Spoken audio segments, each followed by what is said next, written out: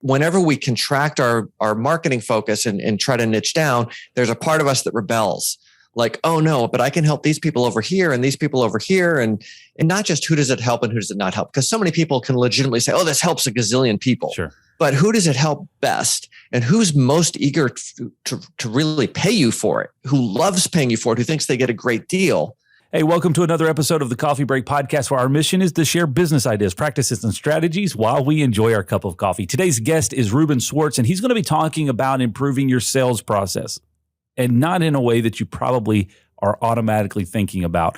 It is a totally different kind of mentality, focusing more so on how to make it easier for people to know what the next steps are, how to take action on it. So too many times we go through a lot of painstaking time to build a product or build a service or even put a proposal together that nobody actually sees or nobody knows what to do with it. We make it overly complicated. That's what we're going to be talking about today.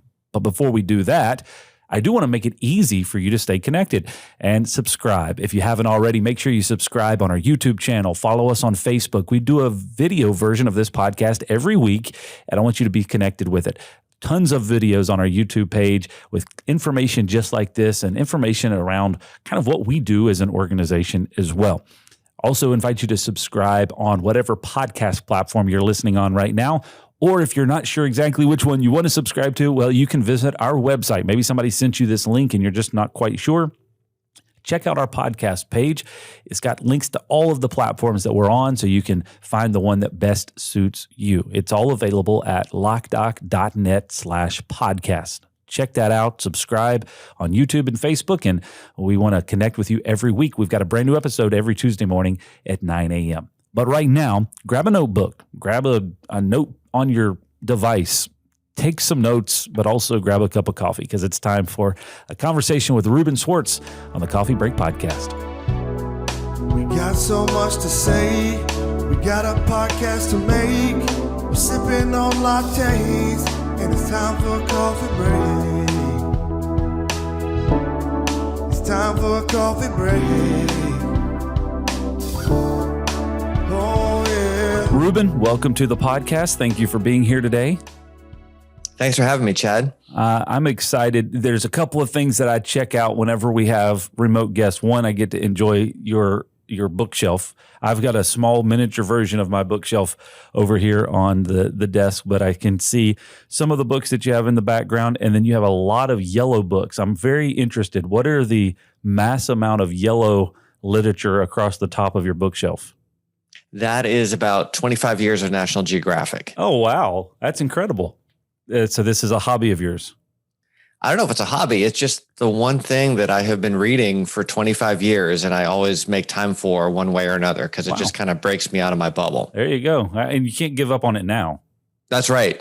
I'm committed. That's awesome. Well, again, welcome to the podcast. You're joining us from Austin, Texas, and which is really cool. I've been there several times. Have really enjoyed the taco scene there, and coffee. But before we get into all of the things we're going to be talking about today, we've got to do rapid fire. 5 randomly selected questions just to get under your skin with an unknown point value, and we'll give you a score at the end. Are you ready? I think so. Okay, here we go. Question number 1. What's your opinion on social media? Can be used for good in small quantities. Okay. Can be used for good in small quantities. I like it. Why? Give me a little additional context to that. I think there's something really powerful about social media. It's sort of in between one-on-one and mass communications. Mm-hmm. And it's great for things like baby pictures and letting your family know what you're up to and certain things on LinkedIn. I've had amazing conversations. Following things on Twitter can be really informative if you follow the right people. And at the same time, I think like any medium, the people who game it for most attention are going to start dominating the overall picture and maybe not lead to such healthy media habits. It's kind of like food, right? Like almost any food. Chocolate chip cookies are great in small quantities, Yeah. but they're so addictive. It's a lot easier to eat a whole plate of them than to eat your broccoli, and then you end up maybe not so healthy. Yeah, I'm not a big fan of chocolate chip cookies, but there is a local bakery that does these maple brown sugar cookies with a cream cheese icing. And yes, I can agree on the same concept. If I sat and ate lots of those, it would be bad. So I try to minimize it to one a day.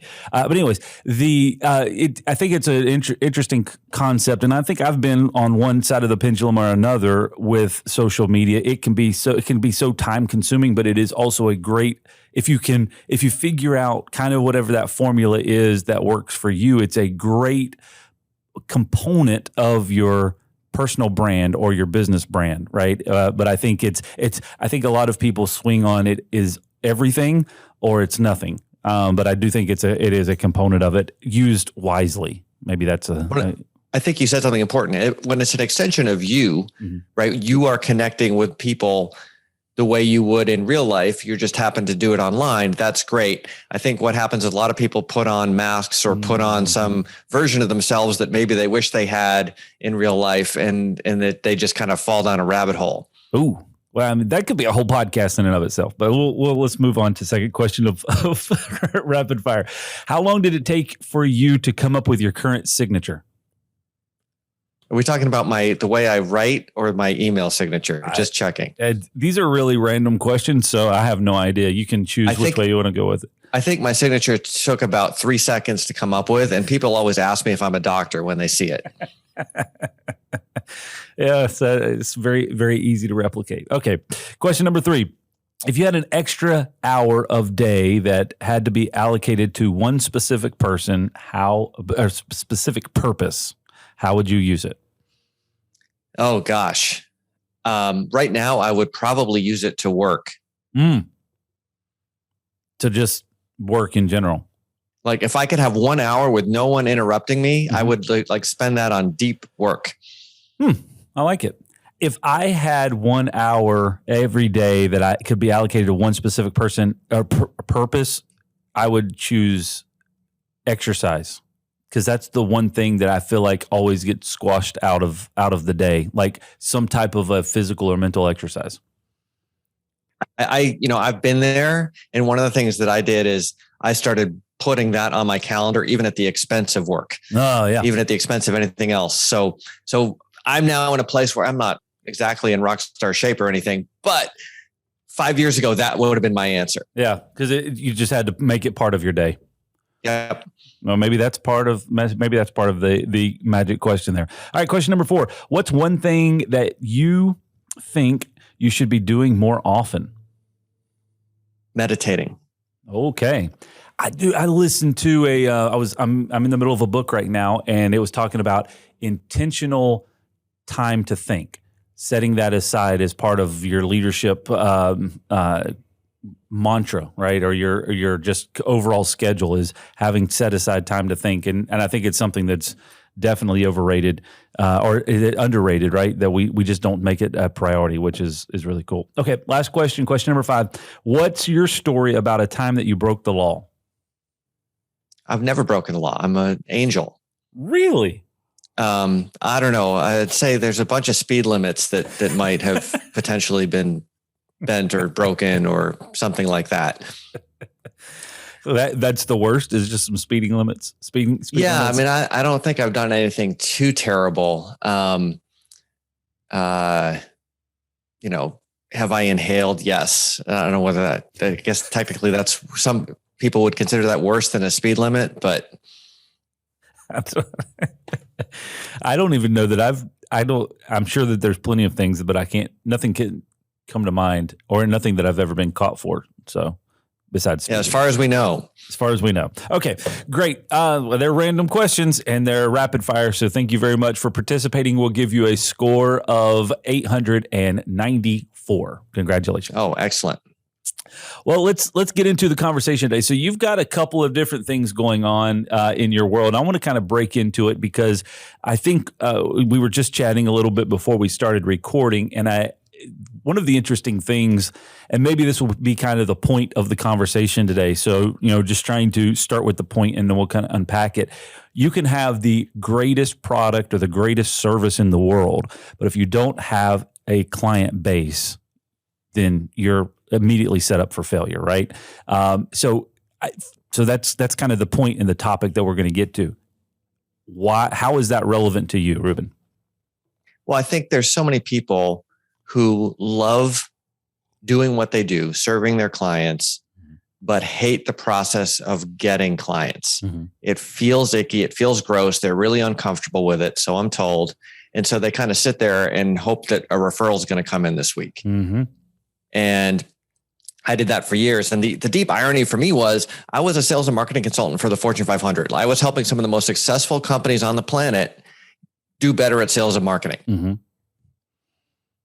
And yet my own sales and marketing was terrible. Yeah. And part of that was I was trying to do it the way my clients were doing it, just at a smaller scale. So the strategies, the tactics, the tools, all that, I was like, well, obviously they're the best and I'm helping them even get better. So I should kind of distill that down and use a miniature version of it. Mm-hmm. Versus it's a whole different game. For example, if you have 1,000-person sales team and half of those people aren't even going to be there in 2 years, you just know that, mm-hmm. right? Like that's just the way the cookie crumbles, as it were. Versus this is my company. It's my name on the door. It's my reputation on the line with each project. Mm-hmm. Half of me isn't supposed to be gone in 2 years. There's a very different way of approaching things. Things aren't just numbers. Mm-hmm. And I think people kind of get caught up in that and think, well, gosh, I don't want to be salesy, don't want to be pushy, feel uncomfortable with sales. So they kind of don't sell. They just wait on their heels for things to happen. And if you do good work, like thank goodness we did good work, we got repeat business, we got word of mouth, et cetera. And I know so many people in that state, like they get that, but they're not in control of their destiny. First of all, it's very stressful, especially if you're like trying to make payroll and you haven't got that referral coming in. Sure. And then I think to the heart of the issue, these are people who really care about serving the people that they can help. Mm-hmm. And they're limiting how many people and how deeply they can help them because they're not being intentional about it. They're waiting for it to come to them instead of saying, hey, I've got something to offer. Yeah. Let's go do this. This is very relevant, Reuben. Probably more relevant than you know, especially in our own organization. And I know Dan is over in the control room right now recording this, and hopefully he has the ability to throw this out on the speakers inside of our conference room and in the building, because this is something that we struggle with inside of some of the things that we're doing. We're developing certain things, working on certain things, and it's also, but we also spend so much time doing that we lose focus, or we don't put enough priority on how do we bring it to market. So it's right. All these great things in the corner, but how do we get it out of the corner to market, bring on clients, share the correct information, and get other people excited about using that product that we've spent so much energy trying to develop. I think that's a great point. And the deeper your expertise is, whether it's a product or a software or a service or whatever, the easier it is to kind of get down the expert rabbit hole, which is fine. Or like you want the person who really knows what they're doing and cares about all the details. But sometimes you get so into that. And all of us have that mental image of the bad salesperson or the sleazy marketing person. And I think, especially amongst what I would call sort of the expert tribe, the people who have that deep domain knowledge, the deep customer knowledge, we tend to overemphasize our sort of recall bias, if you will, of the sleazy salesperson, the sleazy marketing person. And we think that sales and marketing is somehow the enemy, where it doesn't necessarily have to be. Bob Berg, the co-author of The Go-Giver, was on my podcast, and he said, Reuben, you don't hate sales. You hate what you mistakenly think sales is, which is absolutely true. And it's just more convenient for me mentally as a shorthand to say, yeah, actually, I just hate sales. I like helping people. I hate marketing, but I like teaching people. And I think it's like, how do we bring the service mission out of the back room and have it be the sales and marketing effort, so we're one person the whole time? Okay, so man, you just hit on a couple of things: getting stuck down the expert rabbit hole, having that expert tribe, understanding that side of it, but also even at a point, it makes it hard for the end consumer to digest what exactly it is that they're supposed to do. And I know there's a lot of books out there. There's a lot of content on those types of things, talking about the curse of knowledge and talking to it too much at a high level. And I think that you're referencing some of that, but I also think that it's just more so you're what I'm hearing you say is you're more so just kind of stuck in in what you believe to be true, because you know the product, you know what you're working on, and you just don't want to sound like you're just trying to sell something, because at the heart of it, you've built this, or you've put all the effort in because you believe that it actually is going to help somebody. So how to convey that help versus try to convey the sell. But of course, what tends to happen is you do all that, and because I think, to your point, maybe you haven't paid as much attention to the market as you should, you're not real clear on exactly what the market is. So you spend a lot of time kind of fighting with people, even though you're quote unquote anti-sales, you're still fighting with people who maybe aren't really in your market, because you haven't spent the time and energy to really be specific about who you're supposed to serve. And then you have these sort of tricky sales conversations that don't go so well. And then you think, gosh, it kind of just reinforces the vicious cycle. Versus if you can think about the easy sales cycles that don't feel like sales, whether you're the one selling or you're the one buying. We've had experiences where we bought something. Mm-hmm. It could be from a waiter, or it could be from some store down the street. We didn't even realize that there was a quote unquote salesperson involved. There was just someone there helping us, and we were super excited to buy. If we can do that, then it doesn't feel like we're actually selling anything. But we've got to do a little bit of work, to your point about engaging with the market and figuring out who we should be talking to and who we shouldn't be talking to. I think you said something about sometimes you can talk in a way that the market doesn't understand because you have too much expertise. It's like if you go to the doctor for knee surgery and they start using all the Latin terms for what they're working on, and you have no idea. You're like, Doc, am I going to be able to play basketball again? Right. And if they say yes, then you're happy. If they say no, then you're not. And all the other Latin stuff doesn't actually matter. We understand the frustrations HOA board members and property managers face when deciding the best solution for their HOA and pool security. Should we use a keypad, hand out keys, or install a key card system? Do we even need cameras? These are some of the questions that are difficult to navigate, and we're here to help. At Loc-Doc Security, we've spent over 20 years working with homeowners associations and property managers to find the system that best fits the pool and HOA needs. Camera systems for the front gate or front entrance, key card systems for the pool gates, or simply updating the gate so that it meets safety and code compliance. We like to take the guesswork out of the process to answer any questions and help find the right solution. Our mission is to help you protect your people and your property, and that includes pools. Contact our team today to schedule your free consultation for your community. So, okay, I'm tracking with you, understanding your ideal customer base, right? So, you've said this a couple of times, understanding who you should sell to and who you shouldn't sell to. I've never really processed that before, but I think it's a very, very valid understanding. How much time are we wasting trying to make our product or our service or our solution fit the wrong customer? And that probably is a huge component of where you would feel like it's too salesy, because you're just trying to bring out the quirks and tricks to try to make it feel like it's going to fit this person, but really they're not the ideal client. So you're just kind of wasting your energy as a whole. You're wasting your energy not just on them, but then the next person you go to, you've kind of got that negative vibe going on. And instead of spending time helping somebody that you could really help, or working on your product, or exercising, or meditating, or whatever it is, you've kind of spent an hour not just wasted on somebody who shouldn't be there, but you've kind of brought your energy level down. So is a good question to start with, who does this help and who does this not help? Is that kind of just a mental framework to kind of start your understanding of?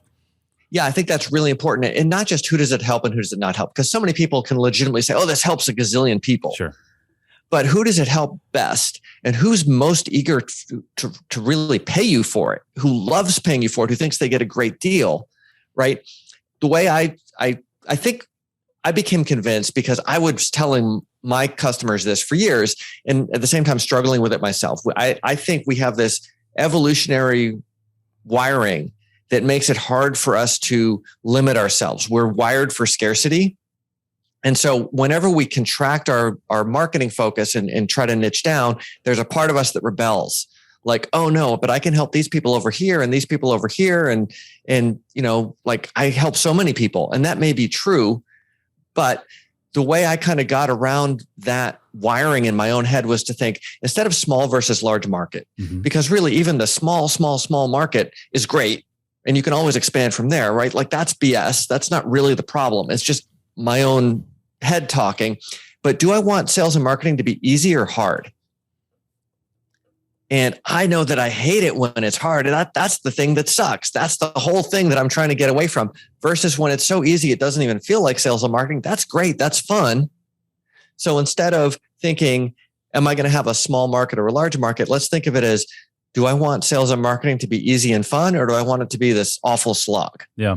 And in order for it to be easy and fun, it's understanding your ideal client, your ideal customer, and understanding who this fits, who's ready to engage with it and consume it effectively, no matter what it is. If it's the latest, greatest hamburger out there, or if it's the latest service and product that you've been working hard on for several years. That's right. So walk me through your story, because as I was doing some research on it, it seems like you were working on something that you were a problem that you were trying to solve, and I maybe as if I understand it correctly, as you started to build that product, it was okay. Well, now how do I connect the product with the right clients? Well, I don't want to bore your listeners to tears with the full story, but I eventually got a little bit better at sales and marketing. I started sucking less because I would just start being myself instead of trying to impersonate the very successful salespeople that I worked with at my clients. But I still had this problem of sending a proposal, having the meeting to discuss the proposal, get rescheduled, and then calling and leaving those voicemails like, hey, just wondering if you had any questions about the proposal. It's like, this is really lame. And I thought, well, gosh, I'm a tech guy. If I put the proposal in the cloud, I could at least know if somebody's read it. And so I was like, okay, well, let's try that. And so I remember getting a notification email from my system, and I call the guy up and he says, hey, I'm so glad you called. I was just reading your proposal. And I had gone from being really bad at writing proposals to actually being pretty good at writing proposals. It's like, hey, this looks great. I want to do this. There's a couple of things I want to clarify. And we discussed making a couple tweaks to the language to make it more specific here and there. And he said, send me a new version when you get the chance. And I said, well, if you go back and look, I've made those changes. Yeah. He's like, wow, that's really cool. And I didn't even have a signature then. He just clicked the accept button. And I was like, wow, that was really nice. We spent 5 minutes doing 5 minutes worth of work so we can get to the project, which is what we care about. Instead of a month of back and forth where it can go sideways or who knows what's going to happen, right? And I wasn't even thinking of this as, oh, this is going to be a product that I sell to people. It was just like a thing to make my life easier. It wasn't a sales tool. It was like a service thing, just so I could get to the project. But I started telling some people about this, and they're like, hey, that's really cool. Can I have that?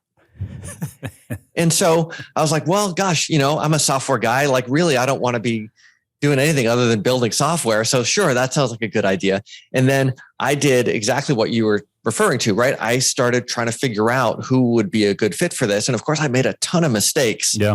And I had people who were eager and happy to pay me who actually weren't the right fit, which made it challenging. And eventually I kind of figured out, hey, it's other people like me. It's these independent consultants who don't have a sales team. They're not doing sales full time. HubSpot and Salesforce and all these other tools are overkill for them. They need a certain set of things that I really thought was out there in the market. I never set out to build my own CRM. In fact, when my customers kept asking me to make this a CRM, because it was kind of designed as a set of tools to get you leads and do proposals and all that, and it would plug into your CRM. And people would be like, well, but I hate my CRM. Can you make Mimiran do the stuff in the middle? And I'd be like, the world does not need another CRM. And if they did, I would not be the person to make it. And I keep looking and I'm searching and I just can't freaking find it. And finally I'm like, okay, maybe I should listen to my customers who can't find it either. And let's do this the way that we think we should do this for this particular tribe. Man, you're hitting on all kinds of really fun buttons. So I'm trying to not get too giddy about it, but here's the situation. I think you just hit on something very interesting, especially from the sales side of things. I want to bring this into the service world. Okay. small, medium-sized business. Okay, we're a business. We've got 41 employees, over 2 branches, and we're working on servicing clients on a regular basis. We have a sales force. We have 3 full-time salespeople. The process of putting a proposal together, getting it to the client, like we worked on that process. That was solid. Like, gather information, put it in a proposal, create a nice PDF, beautiful document, email out. End of cycle for us. And so some of the things that you just said. So at that point, a traditional sales cycle is, at that point, it's follow-up calls, follow-up emails. Do you have questions? Do you have any, what's your timeline? What's the next steps? All of those things, right? And it's so, 1, dated, but 2, I think, unless you have, and I think this is the struggle that a lot of people have, especially if it is your own business and you're the only salesperson, how much time do you have to dedicate to all of those proposals that you sent out, and then all of the time that you're following up? And the question that I posed to our staff a while back was, how many of the proposals are we putting together that we don't know if anybody ever saw? Okay, so at that point, let's just throw a number out there. Say it's 30%. 30% of all the proposals that we ever sent out there, nobody ever saw. How much of that time is value added and value invested because it's never been seen? It was just an exercise that you went through and then crumbled it up in the trash in a big ball and threw it in the trash can is effectively what you did. So what you just described was a more cohesive flow that says, I've put this proposal together, I've tweaked the proposal language, now I can actually see in real time, has the customer seen it, and what can I do about it at that point? Is that what I just heard you say? Because that's what I heard. That's absolutely right. And one thing I would say is, whether or not you're using some fancy tool, don't write a proposal until you have a meeting scheduled to review it. And that way, people who are just asking for a proposal to be polite will hem and haw and say, let me get back to you or whatever. And the people who really want a proposal will figure out how to put it on their calendar because that's important to them. So with this, so you've created you're helping people understand the flow, because at the end of the day, in an entire sales cycle, I think that we have all experienced this, and maybe this was going back to what you were talking about before, somebody that's there and eager and ready to help and service you, and then those bad purchasing cycles that it's just like, I'm ready to buy this, but I can't find anybody to actually take my money. Like I have it here. I'm ready to give it to somebody and I can't get anybody to help. So you've got some extremes there. When you're working through clients or working with clients on that, so how do you break that down? And I'm just trying to get some concepts here. You've got your proposal, or at least the information gathering stage. You've got the proposal. You've got a presentation meeting to review the proposal, and then stages outside of that. How are you advising that simple process? So I want to give this a 2-part question, because it seems like there's a process to flow there, but also how do you adapt that for different industries that have different variations of proposal sizes? So for instance, in our business, proposals range from a few $100s to hundreds of thousands of dollars. Do you need to follow up a proposal review meeting with the few $100 estimate? Every single one of them. So that's a 2-part question. Sure. And I guess some of it is going to depend on the relationship you have with the client. And especially if you've done the, $300,000 proposal and then they say, hey, we need a few $100 more key cards. Sure. I would almost think of that more as a quote, which, is kind of like just a naked proposal with numbers and pricing and not any, not the whole context, versus the $300,000 initial project needs to be a proposal. It's not just a list of parts. They need to understand how the whole thing gets solved. So I think you can have different levels of engagement for different types of projects and different types of relationships. Now, if it's the first time you talk to that customer and they're like, start us off with $500 worth of key cards or whatever it is, then yeah, absolutely. Let's make sure that you've got that done. And if you can automate it, you may be able to do that right there on that call, so that you're kind of reviewing it and they can just sign off on it right away. But yeah, I think anytime you can You can make it easy for them to buy, not force them to buy, not put high pressure on them, right? They may still have to go talk to their boss or whatever the right thing is for them, but don't put obstacles in the way of them getting what they need. Make it easy to buy. So let me give an example of that, because this is something that we've fought against for years. So I was explaining our process before. We email that pretty PDF. Once a customer, a client decided, hey, yes, we want to move forward with this, again, not making it easy. We were making it complicated. You have to either figure out a way to digitally sign it yourself or print it off, sign it, scan it, send it back, all those things. And so there was a massive barrier there. And so we were looking at it from our perspective going, well, I try to put myself in those shoes a lot of times. If that was what was expected of me to be able to sign a proposal, we would get nothing signed, because that's way too many steps and I'm going to get distracted before I get down that path. So how many of our clients are running through that same thing? Like, yeah, I got that email. Awesome. You sent the email very fast. That's great. But now I've got to go through 12 steps to actually approve this and get it back to you. So when am I going to actually do that? I don't know. So how do you kind of reduce those barriers? Well, I think the step one is, instead of just sending a PDF, if you can send something, whether it's in Mimiran or some other tool where they can sign it electronically, that's really helpful. And the other thing I would say about PDF, that it's maybe a little bit less relevant with everybody dealing with COVID for the past couple of years, but it's often not the best reading experience on a mobile device. Mm-hmm. And a lot of the decision makers are running around trying to catch up on their paperwork between meetings on their phones.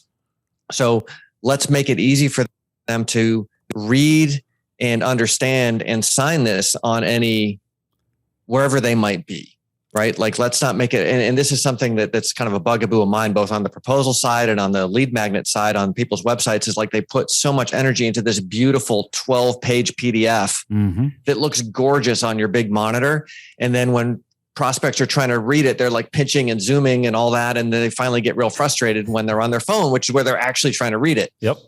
And trying to navigate it around and understand exactly what it is that I'm supposed to do next. Because it's, you've sent me 13 pages of PDF that I can't, there's nothing that I can do on this mobile device. So let's just move it off. And again, that's kind of, this is validating a lot of thoughts, right? Because in that instance, you've just put that as a to-do item for later. If you can present it to where you can take action on it right then, you're reducing that barrier, again, making it easy to buy, because you're going, oh, okay, completely understand. I'll give you an example of this, and maybe this is on track, maybe this is off track. I recently had a vehicle serviced. If you've ever had a vehicle service before, right? You might get a service call back and say, yeah, these are all the 22 things that you need, and you got to replace all these filters and blah, blah, blah, blah, blah. And if you're like me, I zone out about 12 seconds in, and the question that I ask is, okay, how much is it? Right. Like, because that's that's ultimately what you're just trying to give me a list of parts to replace. I recently had an experience where the service provider I had two different experiences. One, they did a video, and one, they did photos. But I got a text message link on my device that said your service whatever is ready to review.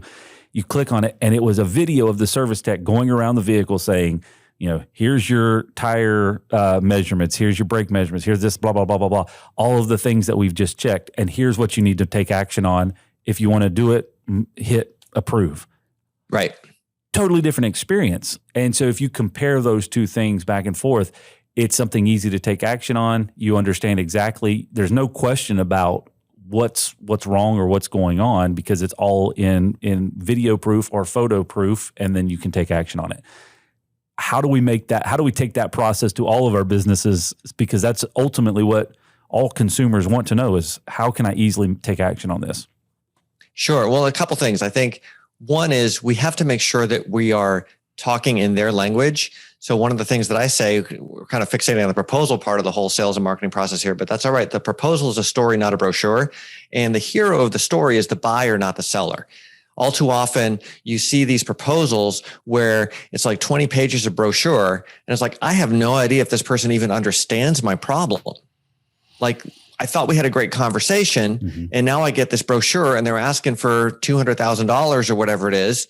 But like, I'm not feeling good. And then the sellers complain, oh, they just go on price. Well, that's because that's the only thing you've given them that they can understand and compare.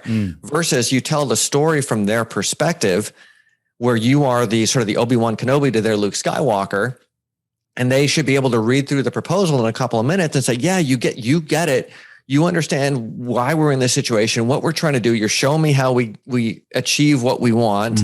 And here's the investment, which hopefully is not the cheapest option, but is the thing that they know is going to get them where they need to go. And then we can also do things like you say with the car dealer, like put some video in. If you're doing the proposal online, put some video in there. Even if it's just you talking, saying, hey, I'm so glad that we got connected. Let me know if you have any questions on this proposal. Something that lets them know there's a human who gives a damn on the other end, kind of like the car technician, right? There's nothing really different about the information that he gave you versus the other one. Like, he could show you a picture of something. He could show me a spark plug and call it something else, and I wouldn't even know. But the fact that he's there giving a damn is what I care about. Yeah. Can you copy this key? That's a question we get asked about 3,422 times a year. And how can you actually be sure that the person who asked that question is supposed to get a copy of that key? Well, we think you should always know who can copy your keys to your business and your home, because it could be your neighbor, an old employee, a contractor, or even worse, your mother-in-law. At Loc-Doc Security, we believe in protected key systems, so you always know who has a copy of your key. To find out more, visit locdoc.net or stop by our Charlotte location. Loc-Doc Security, helping you protect your people and your property. So I'm trying to figure out a way to wrap a bow on this thing, because I think there's a lot of good information here, and what I'm hearing, so I'll try to do a recap of what I'm hearing and maybe how people can take action on it. One, understanding your product, understanding how it impacts your customer, and then understanding who the right fit is for your customer, who's the ideal customer base for you, and also who you need to not sell to. Who does this not fit? And having good clarity on that.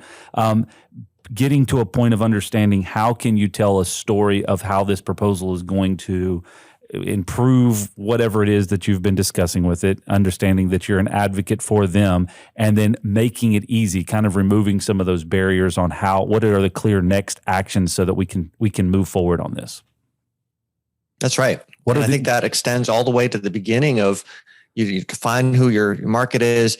The website is another story, not a brochure, also starring the customer. The lead magnets you offer are offering value to your ideal prospect right away before they've even spoken to you. Then you can have a nice conversation about the subject of the lead magnet, which is a topic you're both passionate about. It doesn't have to be a sales call. And then when the time is right, the right people are going to say, hey, can you send me a proposal? And all that other stuff kicks in. Yeah. Man, I like this. This is a lot of good information. So I wanted to also focus on, you have a platform that helps make this process a lot easier for clients. That's right. Tell us a little bit about that and how it works. Sure. So Mimiran, I call it the anti-CRM for independent consultants who love serving clients but hate selling. Okay. And it's sort of the CRM that I wished I'd had when I was struggling to use Salesforce and other enterprise tools when I was an independent consultant. And so it does a lot of things that traditional sales tools don't do. It's got a whole different take on lead magnets and keeping up with people, and it tracks your referrals and it automates your proposals and so on. But mostly it has a whole bunch of stuff that's not there to just make it easy for you to drop in. If you've got 30 minutes or a couple hours in a day to do business development, how can I be most effective with that time? Because I'm busy with clients. I'm not spending my whole day just doing sales, and I don't have a sales team. So most of the traditional CRMs are built for the VP of sales to keep track of their sales team. And then the sales team tries to avoid being kept track of. And that's a whole other story. But this is, you're both the VP of sales and the sales rep, essentially, as the business owner, and you're doing them both part-time. So how can we make that process as easy and as fun and productive as possible? I like it. And you have a course on this as well. You've got a podcast. There's a lot of information that helps people with this, with improving their sales process as a whole. That's right. So I spent so much time helping people with proposals. It turns out that I actually created an online course, which is now on sale, 80% off on AppSumo. And I think we'll have a link to that in the show notes.